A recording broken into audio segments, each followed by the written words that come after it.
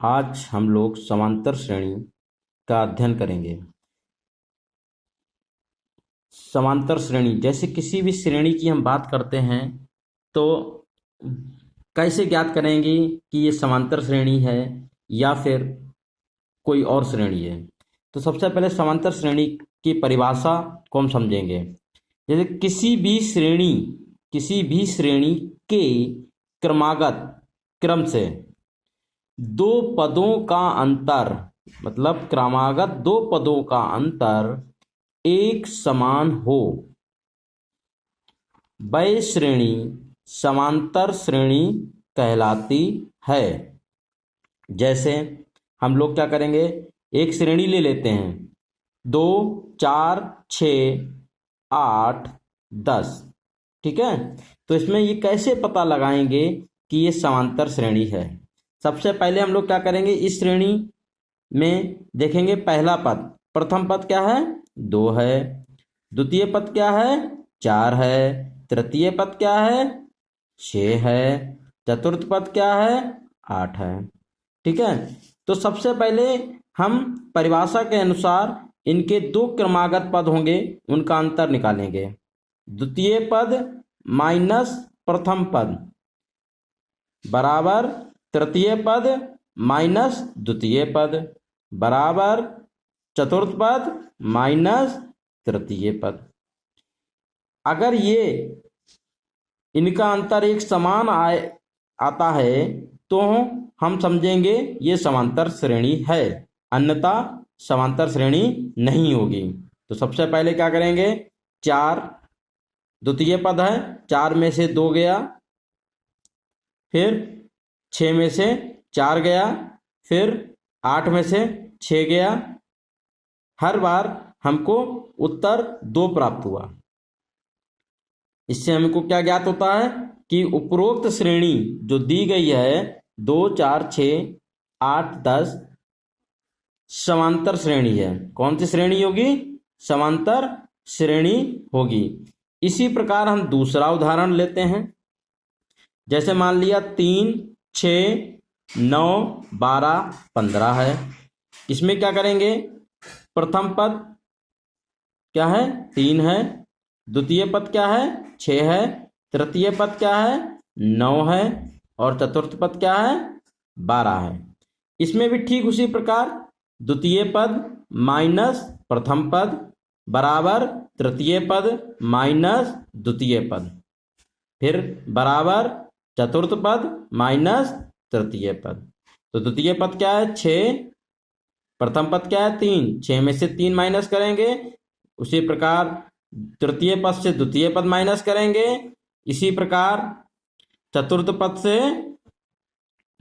तृतीय पद माइनस करेंगे कि हम देख रहे हैं कि सब में उत्तर एक समान 3 आ रहा है, अतः उपरोक्त श्रेणी समांतर श्रेणी होगी, ठीक है। तो बच्चों आज ये इसकी परिभाषा क्लियर हो गई, समांतर श्रेणी किसे कहते हैं। अब हम लोग समांतर श्रेणी के सूत्र का अध्ययन करेंगे। जैसे कोई भी एक्सरसाइज हम लोग पढ़ते हैं पहले, तो उसके सूत्र को भी जानना आवश्यक होता है, क्योंकि अभ्यास के जितने भी प्रश्न होते हैं वे सूत्र पे ही निर्भर करते हैं। तो समांतर श्रेणी के सूत्र क्या होंगे, पहले है, सबसे पहला है पद ज्ञात करने का सूत्र एवं उससे संबंधित प्रश्न। तो सबसे पहले यन्मा पद कैसे ज्ञात किया जाता है, तो इसका एक सूत्र होता है TN बराबर AN बराबर LN। कुछ बुक्स में इसको TN से प्रदर्शित किया जाता है, कुछ में AN से और कुछ बुक्स में LN से प्रदर्शित करते हैं। लेकिन इसका जो सूत्र होता है वो क्या होता है, A plus N minus 1D। जैसा कि आपकी NCERT वाली बुक्स में AN लिया गया है, AN बराबर A plus N minus 1D।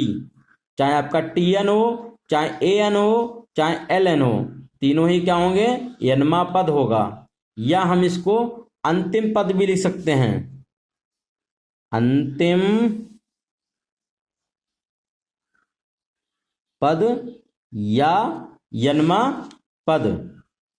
यहाँ पे ए क्या है, प्रथम पद है, और यन क्या है, यहाँ पे यन -1 डी लिखा है। यहाँ पे यन क्या है, पदों की संख्या, और डी क्या है, डी होता है सर्वांतर, मतलब इनके बीच जो अंतर होता है, सर्वांतर क्या होता है, डी बराबर द्वितीय पद माइनस प्रथम पद।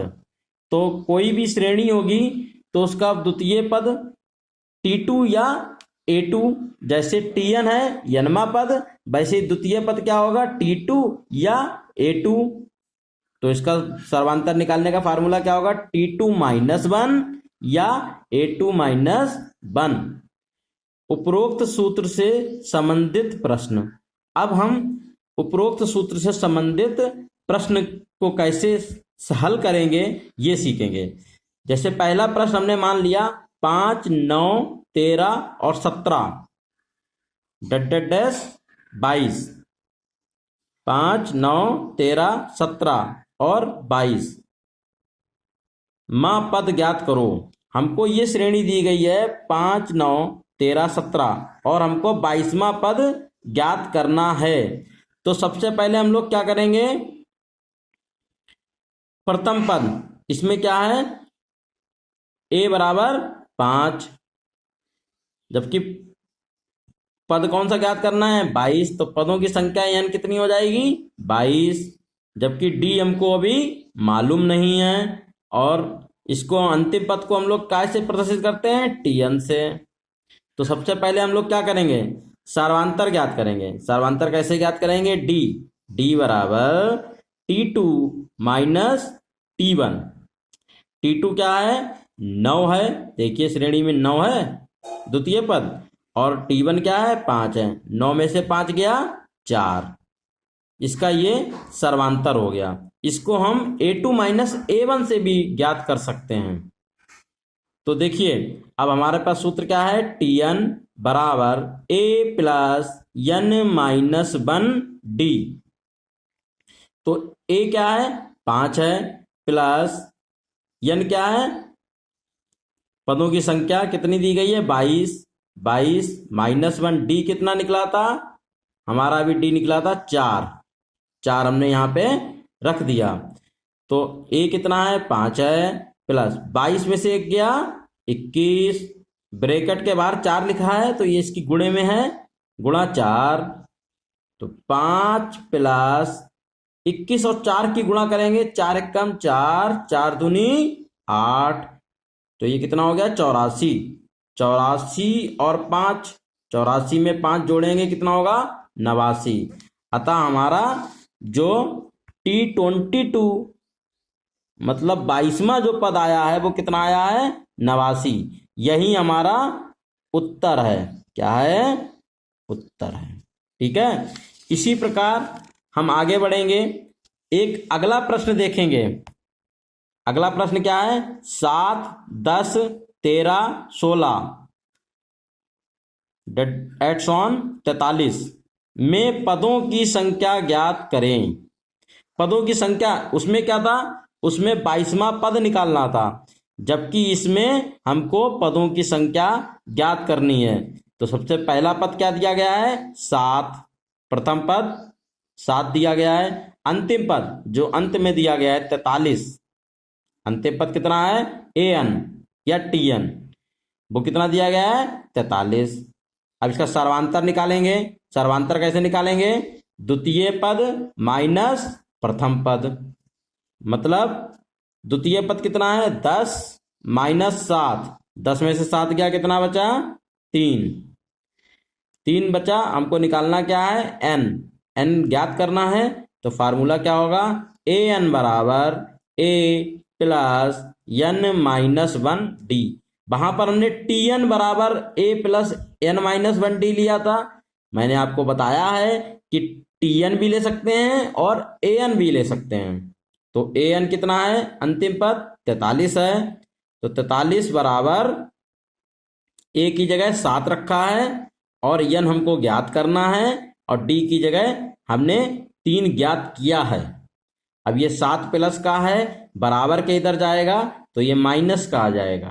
तो 43 में से 7 गया, कितना बचा? 36 बराबर n-1 3। अब ये देखिए n-1 के गुणे में 3 है, जब ये बराबर के इधर जाएगा तो ये बट्टे में चला जाएगा। तो 36/3 कितने होंगे? 36/3 करेंगे तो आएगा 12। 12 बराबर n-1। अब ये -1 जो है बराबर के इधर जाएगा तो क्या हो जाएगा? 12 + 1 बराबर n। तो n बराबर 12 + 1, 12 + 1 क्या होता है? n बराबर 13। तो ये समांतर श्रेणी के n पद ज्ञात करने के 2 तरीकों के प्रश्न हमने आज सॉल्व कर लिए। ठीक है, आज के लिए इतना ही रखेंगे। अगले भाग में हम इससे संबंधित अभ्यास को हल करेंगे। तब तक के लिए सभी बच्चों को नमस्कार।